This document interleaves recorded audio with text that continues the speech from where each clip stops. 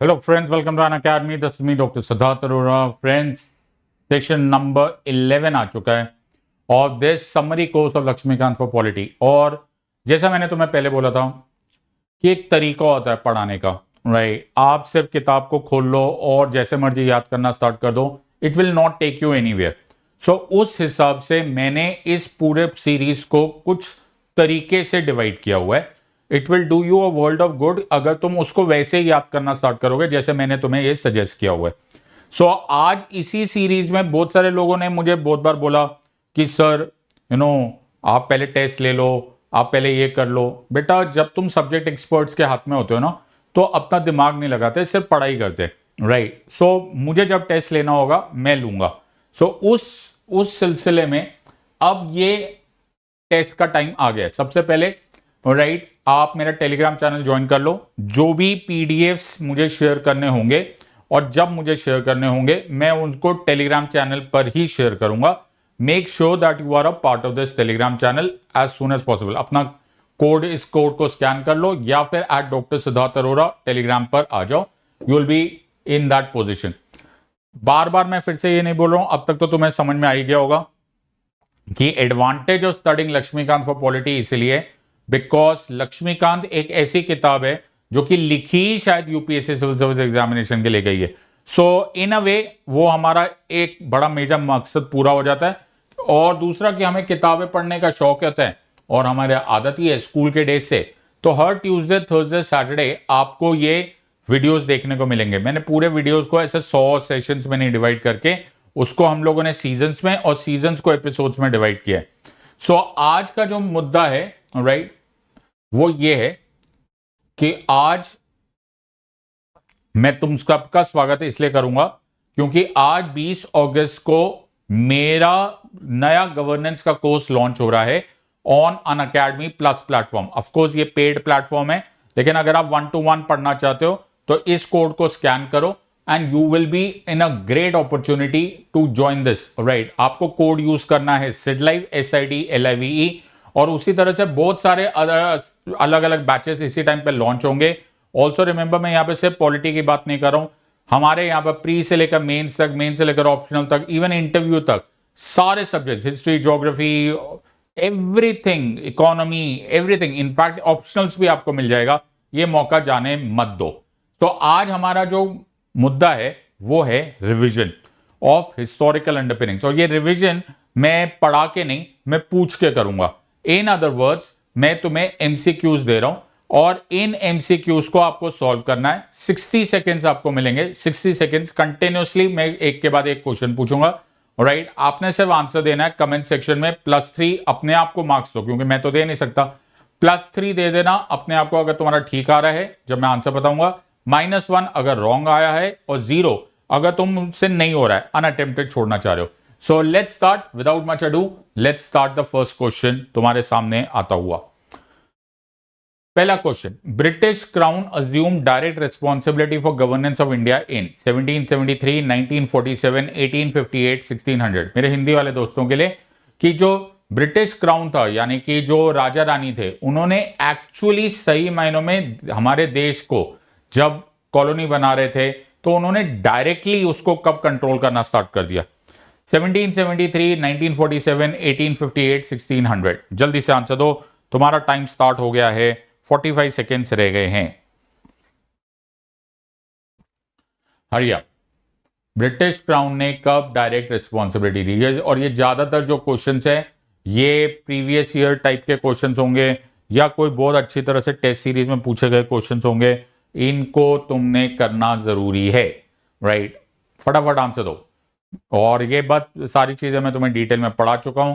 So you have about 30 more seconds या 15 more seconds and that should be it.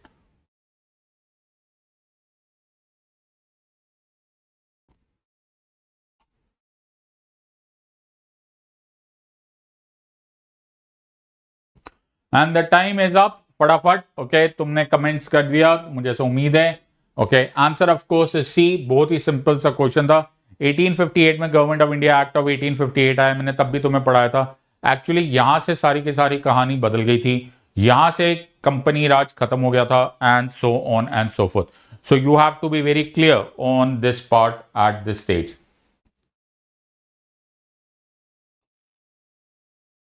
तो इस तरह से जब आप क्वेश्चंस करते हो तो आपका स्पेसिफिसिटी ऑफ द नॉलेज आने लग जाती है। नेक्स्ट क्वेश्चन देखते। Who amongst the following suggested the need for a constituent assembly for the first time in India? Jawaharlal Nehru, Mahatma Gandhi, M.N.. Roy या फिर Lord Mountbatten? Who amongst the following suggested the needs? फटाफट answer देना है, तुम्हारे पास टाइम ज्यादा है नहीं, 60 सेकेंड्स में आंसर देना आना चाहिए तुम्हें। Need for a constituent assembly for the first time in India. जल्दी से आंसर दो। You have about 30 seconds. फटाफट कमेंट्स में आंसर दो, बहुत सीरियसली इनको आंसर देना। Okay, you have to know how to answer these questions in 60 second. उससे ज्यादा टाइम मिलता नहीं एग्जाम में।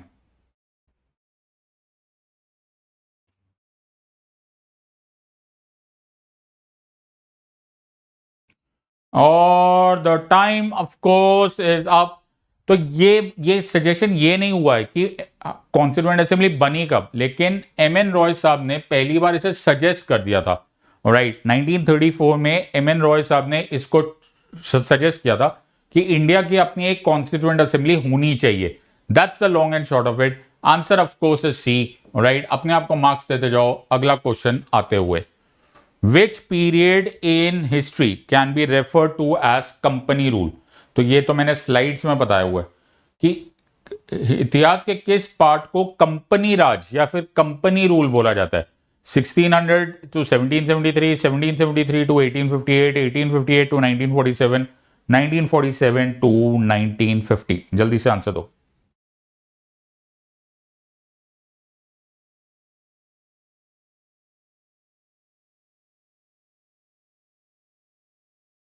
जल्दी जल्दी जल्दी जल्दी जल्दी। You have about 30 seconds left. Hurry up.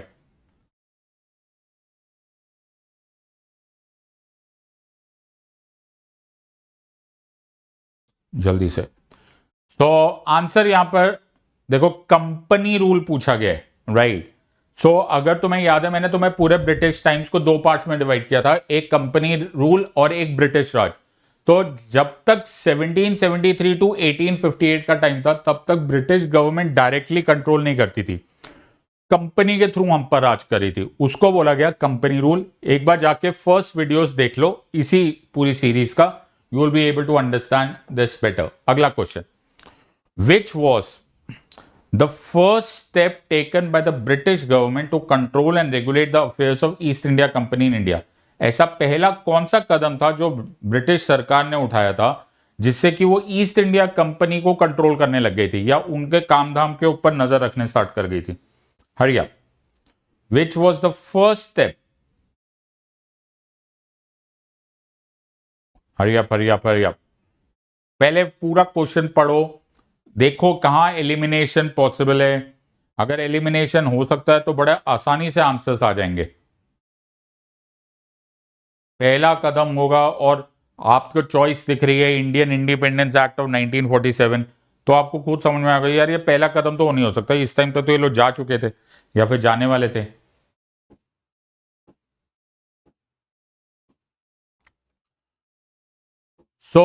ये जब हम लोगों ने रेगुलेटिंग एक्ट्स किए थे तो हमने बोला था कि पहली बार देखो जब ब्रिटिश गवर्नमेंट ने पैसे दे दिए थे 1 मिलियन पाउंड्स, ओके, तो उनका ये भी था कि यार हमें ये पैसे वापस लेने, तो वो जो पैसे वापस लेने हैं, राइट, और उसके बदले में उन्होंने भी तो कुछ इजाजत ली होगी। उन्होंने बोला हम तुम्हारे ऊपर नजर रखने के लिए लॉज बनाएंगे। उन लॉज को बोला गया रेगुलेटिंग एक्ट्स, और उसमें से जो पहला एक्ट था वो था रेगुलेटिंग एक्ट ऑफ 1773। तो यहीं से एक्चुअली स्टोरी स्टार्ट हो गई थी, कैसे ब्रिटिश गवर्नमेंट ने कंपनी पर कंट्रोल करना स्टार्ट किया था। मैं फिर बोल रहा हूं, पहली जो वीडियो है इसका सीरीज का वो देख लो, तुमको बहुत सारी चीजें समझ में आ जाएगी। अगला question, Which amongst the following is also known as Act of Settlement? Act of Settlement कौन से लॉ को बोला जाता है इनमें से? एक और नाम है मतलब इनमें से, regulating act of 1773, Pitt's India act of 1784, charter act of 1833 या अमेंडिंग एक्ट ऑफ 1781? जल्दी से जल्दी से। वापस अबाउट 35 सेकेंड्स रह गए, सोचो। आप जल्दबाजी के चक्कर में ये मत कर बैठना कि गलती करने लग जाओ। Which amongst the following is also known as act of settlement?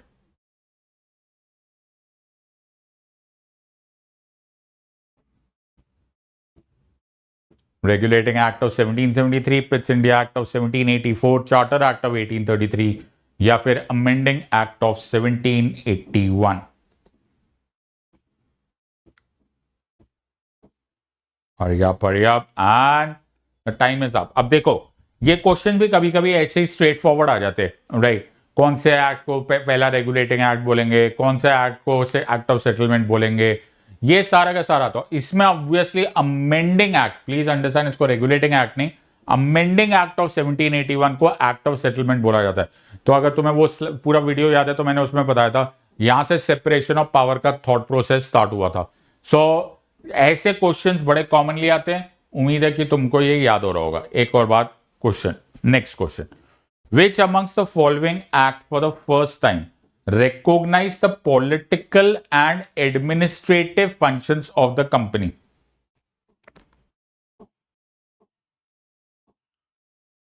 Regulating Act of 1773, Pitt's India Act of 1784, Charter Act of 1833 या फिर Amending Act of 1781? बड़ा ही खतरनाक क्वेश्चन है सर, ये बहुत मजेदार क्वेश्चन है। ये एक आंसर देते टाइम तुम्हें कितने सारे थॉट प्रोसेसेस एकदम मालूम होने चाहिए, तभी तुम इसका आंसर दे पाओगे। Which amongst the following act for the first time recognize the political and administrative functions of the company? जल्दी से आंसर दो। रेगुलेटिंग एक्ट मतलब पहली बार कंपनी का जो राजनीतिक काम था वो अलग हो गया, उसको अलग ही सेपरेट कर दिया। सर ऐसा कौन सा काम था यार? ओके, तो मुझे ऐसे उम्मीद है कि तुमको ये क्लियरली आ जाएगा। Let's hope you will be able to answer this question.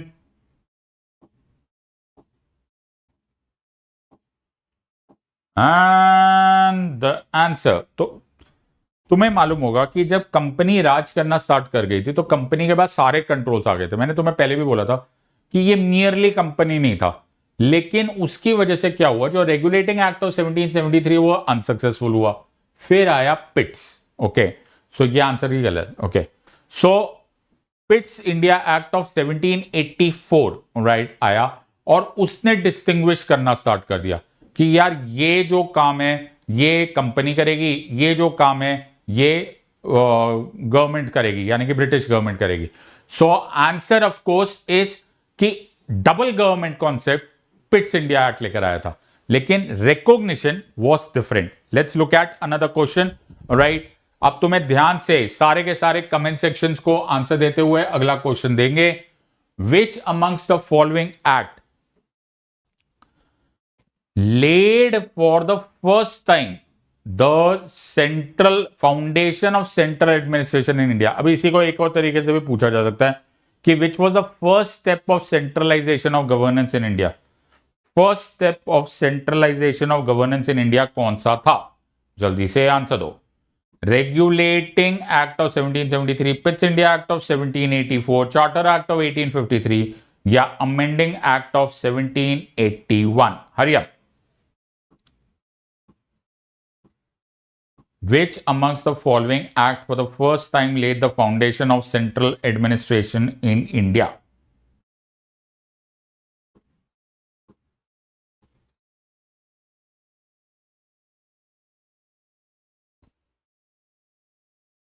Hurry up. So for the first time, देखो पहले क्या होता था, पहले बंगाल में अपना गवर्नर होता था, ओके, बॉम्बे में अपना गवर्नर होता था, मद्रास में अपना गवर्नर होता था, सब जगह पे। लेकिन ऐसे मॉडल को बोला जाता है विकेंद्रीयकरण, डिसेंट्रलाइज मॉडल था। लेकिन सेंट्रल एडमिनिस्ट्रेशन स्टार्ट हो गया रेगुलेटिंग एक्ट ऑफ 1773 से। सो 1773 में हुआ क्या कि पहली बार ऐसा स्टेप लिया जाने लगा कि बॉम्बे और मद्रास के जो गवर्नर है उनकी लेजिस्लेटिव कानून बनाने की ताकत को धीरे धीरे बंगाल की तरफ रवाना किया गया और स्टार्ट किया गया। धीरे धीरे फर्स्ट टाइम पावर्स जाने लग गई towards the governor of Bengal और उसको एक नया टाइटल मिल गया, that is governor general of Bengal. So governor general of Bengal की जो पोजीशन थी वो ये थी. सो इसको बोलते हैं first step of centralisation of governance in India. So let's understand the next one. अगला question. Which amongst the following act distinguish between the commercial and political functions of the company? अब तुम्हें पहले वाला क्वेश्चन समझ में आ जाएगा कि पहले वाला एडमिनिस्ट्रेटिव एंड पॉलिटिकल डिस्टिंग्विश था, ये commercial and political functions of the company है. अब आंसर दो. Regulating act of 1773, Pitt's India act of 1784, charter act of 1853 और government of India act of 1858. हरिया.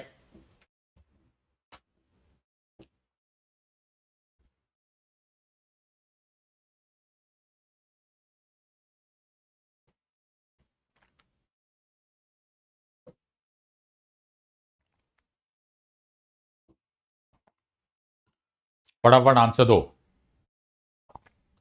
सोचो. देखो उस टाइम था which act recognise the administrative and political functions of the company.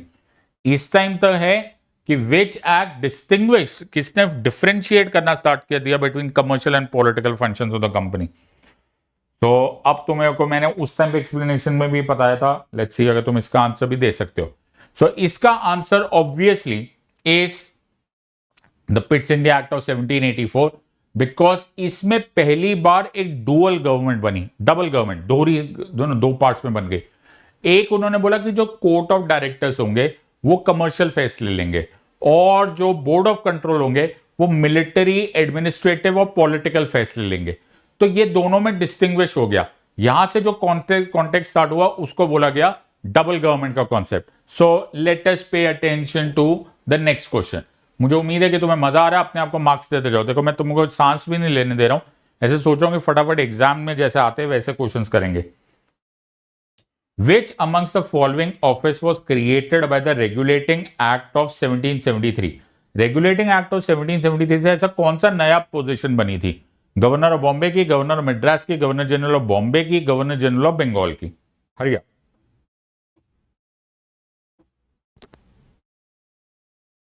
जल्दी जल्दी जल्दी जल्दी.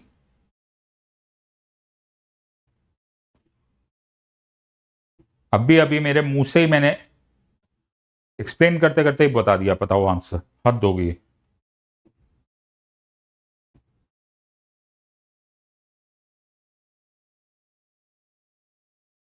और आंसर अभी अभी मैंने तुम्हें बताया कि देखो जी, पहले गवर्नर ऑफ बॉम्बे होता था, गवर्नर ऑफ मद्रास होता था, गवर्नर ऑफ बंगाल भी होता था. लेकिन धीरे धीरे जब पावर बंगाल की तरफ ज्यादा चली गई तो उसी पोजीशन को गवर्नर ऑफ बंगाल को नया नाम मिल गया, that is governor general of Bengal. So answer of course is D. Warren Hastings पहला ऐसा गवर्नर जनरल बना. सो यहां से था फर्स्ट स्टेप ऑफ सेंट्रलाइजेशन, केंद्रीयकरण का प्रोसेस यहां से स्टार्ट हो गया. अगला क्वेश्चन आते हुए आंसर तुम दे ही दोगे करीब करीब, मैंने तुम्हें बता ही दिया. Which amongst the following office was occupied for the first time by Warren Hastings? Governor of Bombay, governor of Madras, governor general of Bombay, governor general of Bengal. जल्दी से आंसर दो. अभी तो आंसर ये तो गलत हो ही नहीं सकता, मैंने अभी अभी बता ही दिया तुमको.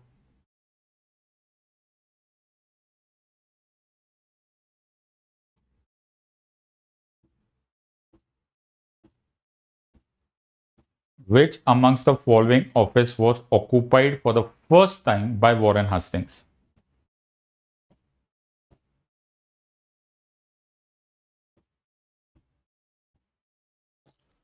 और इसका आंसर बहुत ही सिंपल आंसर सर. इसका answer is governor general of Bengal. तो ये कभी कभी ऐसा ऐसा आमतौर पे आजकल नहीं होता, पहले यूपीएससी बड़ा करता था ये.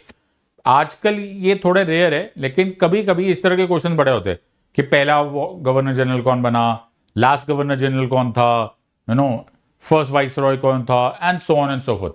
सो ये भी कभी कभी याद कर लो, इसमें ज्यादा टाइम भी नहीं लगता. वैसे तो ये हिस्टोरिकल अंडरपिनिंग्स में से भी हो जाएगा, यानी कि तुम्हारे हिस्ट्री में से भी हो जाएगा. अब आंसर दो. Which act provided for the establishment of supreme court at Calcutta? तो कैलकाटा में सुप्रीम कोर्ट बना था. वो अभी वाले सुप्रीम कोर्ट से मत मिक्स कर लेना, वो बहुत छोटा सा सुप्रीम कोर्ट था. लेकिन फिर भी तुम्हें मालूम होना चाहिए कि वो सुप्रीम कोर्ट कौन से एक्ट से बना था। Regulating act of 1773, Pitt's India act of 1784, charter act of 1853, government of India act of 1858। हरिया, which act provided for establishment of supreme court at Calcutta?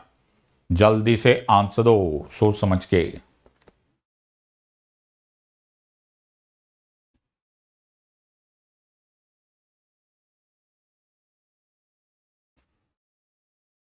और इसका आंसर वही है जहां से अभी हमने किया था। ये सब फर्स्ट स्टेप पे। रेगुलेटिंग एक्ट ऑफ 1773 से फोर्ट विलियम यानी कि कैलकाटा में इनका पहला सुप्रीम कोर्ट बना था। ओके, मैं फिर ये बात बोल रहा हूं कि उसको सुप्रीम कोर्ट को हमारे सुप्रीम कोर्ट से मत मिक्स कर देना। वो छोटा सा था, 4 जजेस का एक सुप्रीम कोर्ट बना था। सर इलाया एमपी उसके चीफ जस्टिस बने थे, और अभी तक तो उनकी यही पावर्स डिफाइन नहीं हुई थी कि वो क्या कर सकते हैं और क्या नहीं कर सकते। आइदर वेज ओके, हमको जो हिस्टोरिकली याद रखना है वो ये याद रखना है कि सुप्रीम कोर्ट बन गया था। आगे देखते हैं, let's look at the next question coming now. Which act provided for the board of control to manage political affairs in India? तो ऐसा कौन सा लॉ बना था जिसकी वजह से एक बोर्ड ऑफ कंट्रोल बनाया गया टू मैनेज पॉलिटिकल अफेयर्स, जो हमारे जो राजनीतिक काम थे उनको हैंडल करने के लिए यहां पर रखा गया था। Regulating act of 1773, Pitt's India act of 1784, charter act of 1833 या government of India act of 1858? Hari up. Which act provided for a board of control? Quickly.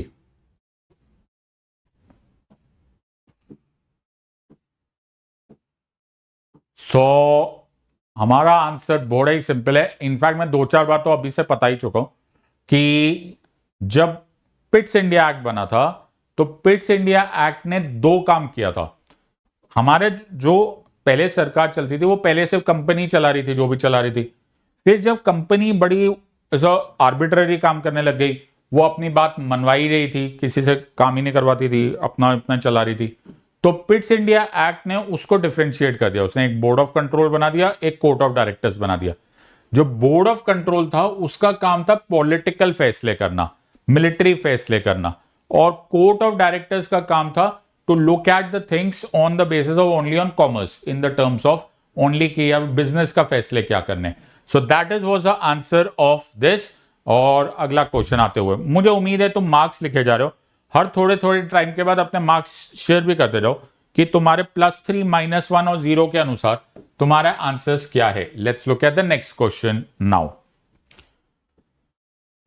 The laws made during the colonial times after the charter act of 1833। देखो, laws तो बनाए जा रहे थे, कानून बनाए जा रहे थे, लेकिन 1833 से ऐसा क्या हुआ जिससे के वजह से उसका नाम कुछ और रखा जाने लगा। रेगुलेशन, एक्ट्स, रूल्स या ऑर्डिनेंस, क्या बोलने लग गए हम उनको 1833 के बाद। इनफैक्ट आप एक तरह से इसको ये भी बोल सकते हो कि what is the contribution of act of 1833 in terms of law making. The laws made during colonial times after the Charter Act of 1833 were known as, तो समझ के आंसर दो। Alright. तो 1833 के चार्टर एक्ट से जो हुआ वो हुए ओके, उनको बोला जाने लगा। पहले जो वर्ड्स यूज करते थे उसमें कुछ भी हो सकता था, रूल्स हो सकते थे, रेगुलेशंस हो सकते थे, लेकिन पहली बार 1833 के बाद उसकी रैटिफिकेशन होने की वजह से उसको वर्ड यूज किया जाने लग गया एक्ट्स। ओके, सो एक्ट यूज करना कि इंडिया में अगर कुछ भी लागू होगा लॉ तो उसको एक्ट बोला जाएगा। सो ये बड़ा ही इंपॉर्टेंट क्वेश्चन है, मुझे बड़ा अच्छा लग रहा है ये क्वेश्चन। इसको नोट कर लो कि ये क्वेश्चन आने को आ सकता है। It's a good question. Right, तो अब तक तुम्हें समझ में आ ही गया होगा कि मेरा पढ़ाने का एक स्टाइल है। राइट, अगर मेरा सिर्फ एकमात्र इरादा ये होता है कि मैं आपको इस एग्जाम के पार कराऊं। राइट, मैं ओवरडू भी नहीं करना चाहता और अंडर प्रिपेयर भी नहीं कराना चाहता। सो अगर आप मेरे कोर्सेज को ज्वाइन करना चाहते हो तो इस कोड को स्कैन कर लो अपने मोबाइल कैमरा से, एग्जैक्टली वहां पहुंच जाओगे जहां पर अनअकैडमी की वेबसाइट है। Use the code sedlive and join us. Right, अच्छे ऑफर्स चल रहे। Let's look at the next question coming your way. Which act made the Governor General of Bengal as the Governor General of India and vested in him all civil and military powers? Charter Act of 1833, Pitt's India Act of 1784, Charter Act of 1853 और Government of India Act of 1858। अभी तो तुम खुद ही समझदारी से answer दे सकते हो। Answer दे सकते हैं हम लोग, बताओ, कोशिश करो।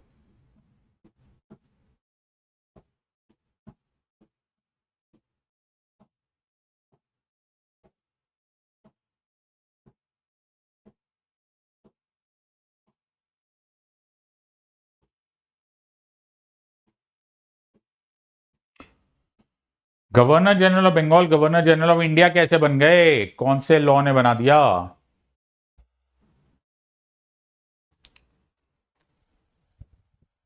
और इसका आंसर अब तो मैं तुमको पहले ही बता चुका हूं कि जब मैक्सिमम सेंट्रलाइजेशन हो गई 1833 में, तब ये मुमकिन हुआ। तो पहले देखो स्टेप्स मैंने ऐसे बताए तुमको कि पहले गवर्नर ऑफ बॉम्बे और गवर्नर ऑफ मद्रास की पावर जाने लग गई टुवर्ड्स बंगाल, वो बन गया governor general of Bengal. By the time 1833 आया, तब तक जितने भी पावर्स थे ना, सारी की सारी लेजिस्लेटिव पावर्स उठाकर गवर्नर जनरल ऑफ बंगाल को दे दी गई। तो पहले वो जो शुरुआत हुई थी प्रोसेस, वो यहां पर प्रैक्टिकली फाइनलिटी पे आ गया। गवर्नर जनरल ऑफ इंडिया बन गया वो, विलियम बेंटिंग, ओके, के पास सारी पावर्स आ गई, वो वन मैन हो गया। Okay, he was controlling the entire country sitting from Bengal. So let's look at the next question coming now. Which act ended the activities of East India Company as a commercial body which became a purely administrative body? Charter Act of 1833, Pitt's India Act of 1784, Charter Act of 1853, Government of India Act of 1858.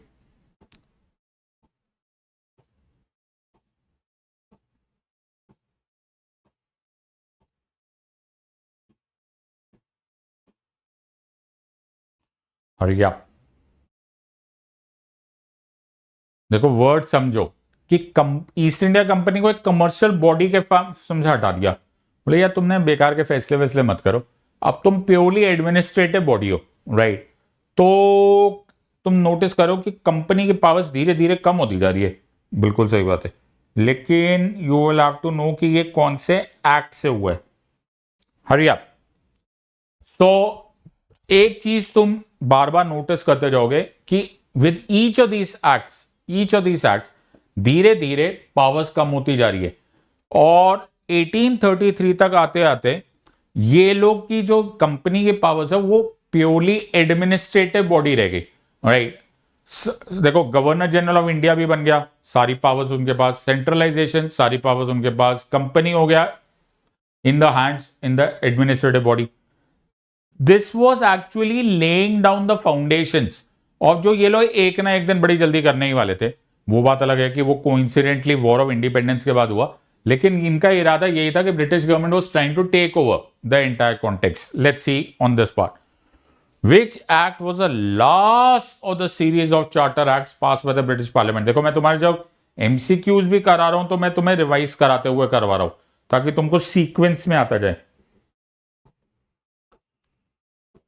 So Charter Act of 1833, Pitt's India Act of 1784, Charter Act of 1853 और Government of India Act of 1858।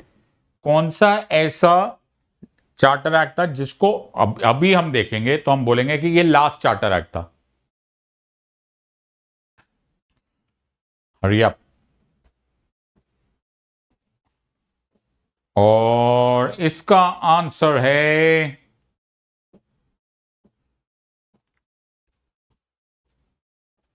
तो इसका answer है charter act of 1853।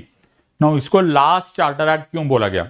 देखो हर charter act जब पास हो रहा था तो उसमें बोला गया था कि 20 साल तक तुम्हारा है ना, ये बात पक्की है कि तुम्हें कंपनी बनाकर काम करने की इजाजत है। 20 साल के बाद मुलाकात करेंगे, 20 साल के बाद हम लोग टर्म्स एंड कंडीशंस को रिवाइज करेंगे। चार्टर एक्ट ऑफ 1853 पहला और शायद एक्चुअली आखिरी हो गया, ऐसा आखिरी एक्ट था जिसने बोला कि ना भाई हम तुम्हें कोई 20 साल की एक्सटेंशन नहीं दे रहे, हम तुमको इनडेफिनेट टाइम के लिए एक्सटेंशन दे रहे हैं, यानी कि पार्लियामेंट जब चाहे तुम लोग का दरवाजा बंद कर सकता है। And that is why indefinite का मतलब ये भी हो सकता है कि वो चाहे तो 100 साल भी हो सकता है, चाहे तो 10 साल भी हो सकता है, चाहे तो 10 दिन भी हो सकता है, और जब मर्जी उसको बंद किया जाए। इसीलिए इसको बोला गया कि ब्रिटिश पार्लियामेंट ने इसमें टाइम एक्सटेंशन का नहीं बात किया, और Charter act of 1853 was the last one of this part. So ये वही आ गया answer.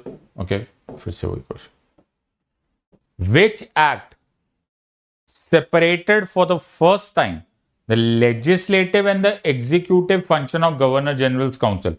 Charter Act of 1833, Pitt's India Act of 1784, Charter Act of 1853 या Government of India Act of 1858? Hurry up.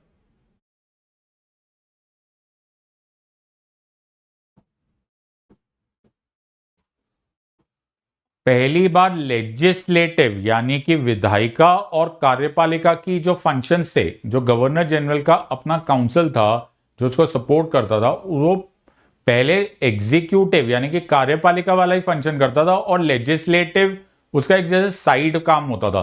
पहली बार इन दोनों को अलग अलग तरीके से किया जाने लगा। कौन से लॉ ने ये बनाना स्टार्ट किया? तो ऐसे क्वेश्चन बड़े कॉमनली आते हैं।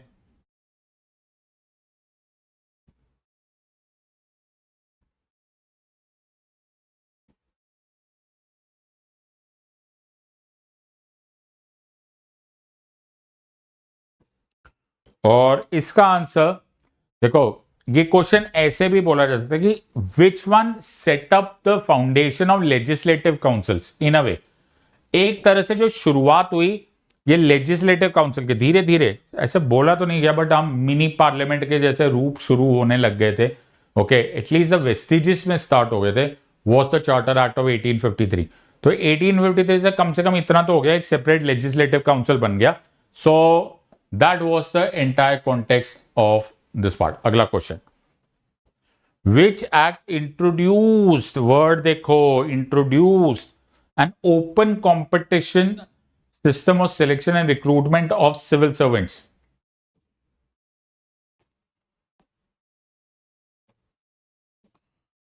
Which act introduced an open competition system of selection and recruitment of civil servants? Charter Act of 1833, Pitt's India Act of 1784, Charter Act of 1853 या Government of India Act of 1858? Hurry up. बहुत ही खतरनाक question है ये। Introduce बोला है।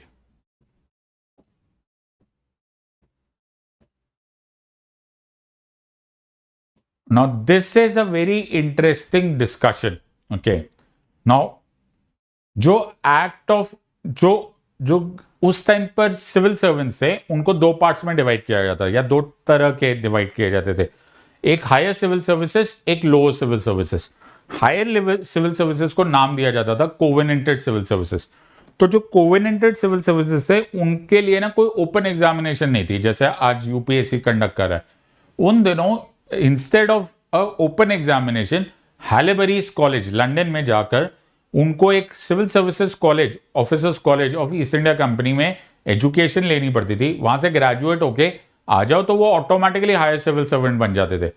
The funny part was that उस पूरी प्रक्रिया में इंडियंस वर लेफ्ट आउट। क्यों भाई? क्योंकि ये पेट्रोनाज सिस्टम पे चलता था, ये स्पॉन्सरशिप सिस्टम पे चलता था। तो यहां पर जो ईस्ट इंडिया कंपनी के ऑफिसर चाहते थे केवल वो ही जा सकते थे। सो ऐसे सोचा गया राइट कि ओपन एग्जामिनेशन कंडक्ट की जाए, और ओपन एग्जामिनेशन कंडक्ट करने के लिए जो प्रपोजल आया था वो 1833 में आ गया था।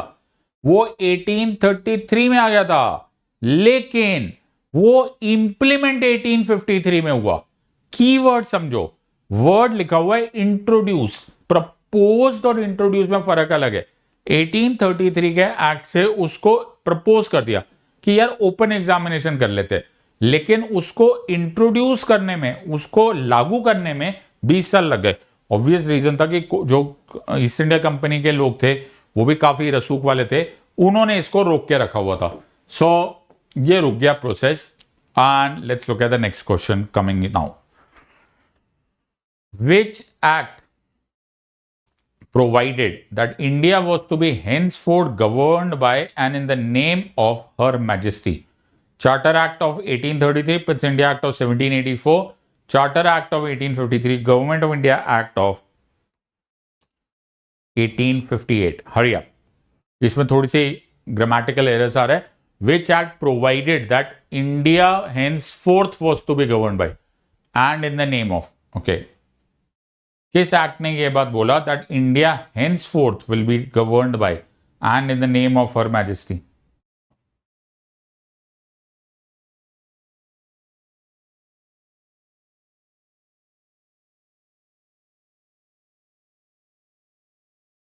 Hurry up.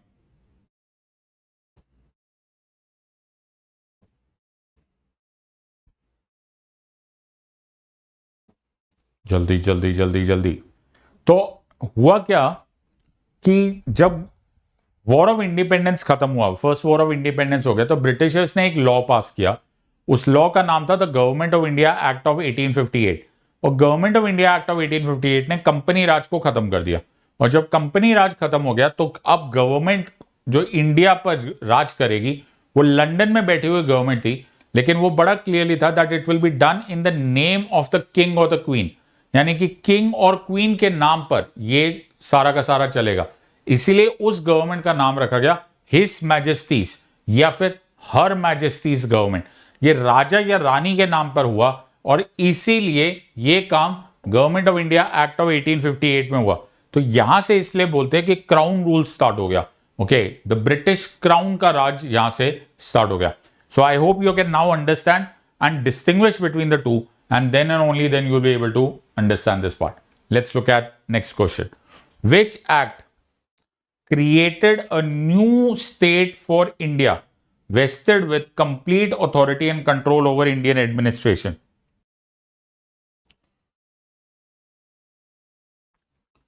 Charter Act of 1833, Pitt's India Act of 1784, Charter Act of 1853 और Government of India Act of 1858. Hurry up. बड़ा ही खतरनाक क्वेश्चन है ये.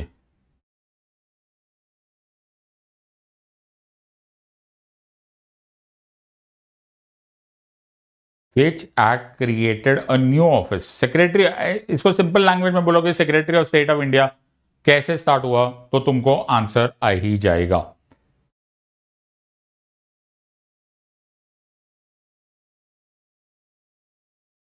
तो फाइनली क्या हुआ, जब पिट्स इंडिया एक्ट ऑफ 1784 बना तो तुम्हें याद होगा एक डुअल गवर्नमेंट बनी थी. एक बोर्ड ऑफ कंट्रोल था, एक कोर्ट ऑफ डायरेक्टर्स था. अब ये डबल गवर्नमेंट थी. लेकिन गवर्नमेंट ऑफ इंडिया एक्ट 1858 आते आते कंपनी को तो हमने अबॉलिश ही कर दिया. तो वो जो डुअल गवर्नमेंट थी, एक बोर्ड ऑफ कंट्रोल और एक कोर्ट ऑफ डायरेक्टर्स, उनका पावर्स कहां जाएगी? तो उनकी पावर्स को मर्ज कर दिया गया और एक ऑफिस बना दिया गया. That was the secretary of state of India. और ये जो secretary of state of India था ये एक बड़ा ही पावरफुल ऑफिस था. In fact the most powerful political office था. ओके, और वो वहां पर बैठकर इंडियन काउंसिल का हेड करता था और वहां से फैसले लेता था इंडिया के बारे में.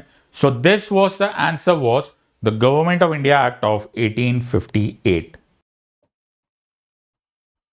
तो ये by no means end of the revision है, लेकिन आज ये फर्स्ट पार्ट का रिवीजन है. और इस तरह से मैं अगले 2-3 सेशंस लगातार रिवीजन करूंगा ताकि तुमको फायदा हो जाए. मेरा इरादा ये है कि एक साथ आपको प्रेशर ना हो कि या 2-2 घंटे के वीडियोस हो जाए.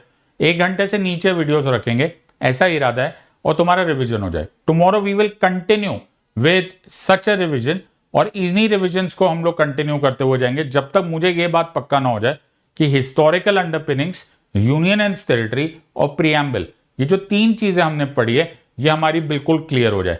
उसके बाद मैं फिर एक और ग्रुप उठाऊंगा और फिर citizenship, fundamental rights etcetera etcetera, इन टॉपिक्स को एक साथ करते जाएंगे. प्लान ये है कि इस सीरीज से तुम्हें रियल में फायदा हो, सिर्फ कोर्स कंप्लीशन का इरादा नहीं है मेरा. इसीलिए welcome to part 1 of this revision. This is done. Now second part होगा नेक्स्ट क्लास में. सो मेक श्योर कि तुम रिवाइज करके आओ. इस टाइम कितने भी मार्क्स आए, अब इससे इंप्रूव करना है तुम्हें next time. So I hope you have enjoyed this. In the words of an academy, let's crack it. Until next time, God bless, thank you and जय हिंद.